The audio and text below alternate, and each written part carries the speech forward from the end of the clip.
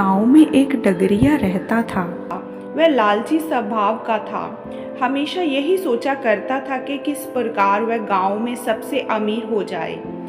उसके पास कुछ बकरियां और उनके कुछ बच्चे थे जो उनकी जीविका के साधन थे।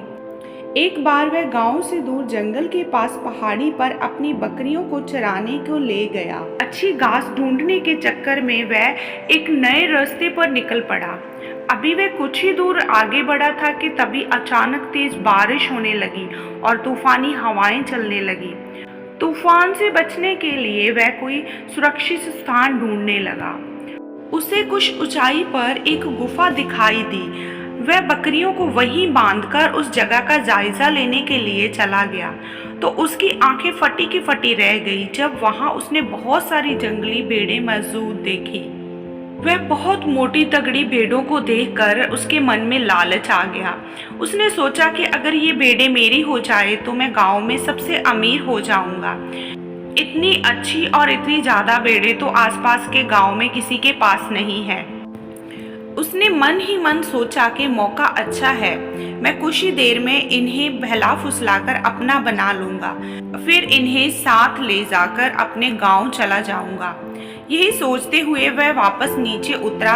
बारिश में भीगती अपनी दुबली पुतली कमजोर बकरियों को देखकर उसने सोचा कि अब जब मेरे पास इतनी सारी हट्टी खट्टी भेड़ें हैं तो मुझे इन बकरियों की क्या जरूरत। उसने फौरन बकरियों को खोल दिया और बारिश में भीगने की परवाह किए बगैर कुछ रस्सियों की मदद से घास का एक गट्ठा तैयार कर लिया। गट्ठा लेकर वह एक बार फिर से गुफा में पहुंचा और काफी देर तक उन भेड़ों को अपने हाथ से हरी हरी घास खिलाता रहा। जब तूफान थम गया तो वह बाहर निकला। उसने देखा कि उसकी सारी बकरियां उस स्थान से कहीं और जा चुकी थी। गरड़िया को इन बकरियों के जाने का कोई अफसोस नहीं था, बल्कि वह खुश था कि आज उसे मुफ्त में एक साथ इतनी अच्छी भेड़ें मिल गई है। यह सोचते सोचते वह वापस गुफा की ओर मुड़ा, लेकिन क्या बारिश थमते ही भेड़ें वहां से निकलकर दूसरी तरफ जाने लगी। वह तेजी से दौड़कर उनके पास पहुंचा और उन्हें अपने साथ ले जाने की कोशिश करने लगा, पर भेड़ें बहुत थीं। वह अकेला उन्हें नियंत्रण नहीं कर सकता था।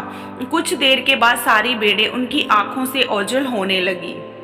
यह सब देख के उसे बहुत गुस्सा आया और वह गुस्से से चिल्लाने लगा, तुम्हारे लिए मैंने अपनी बकरियों को बारिश में बाहर छोड़ दिया, इतनी मेहनत से घास काट कर खिलाई और तुम सब मुझे छोड़कर चली गई। सचमुच कितनी स्वार्थी हो तुम सब। बदहवास होकर वह वहीं बैठ गया। गुस्सा शांत होने पर उसे समझ आ गया, दरअसल स्वार्थी वो भेड़ें नहीं बल्कि वो खुद है जिसने भेड़ों की लालच में आकर अपनी बकरियों को भी खो दिया। दोस्तों, यह कहानी हमें यह शिक्षा देती है, वो व्यक्ति स्वार्थ और लोभ में फंसकर अपनों का साथ छोड़ता है, उसका कोई भी नहीं बनता और अंत में उसे पछताना पड़ता है।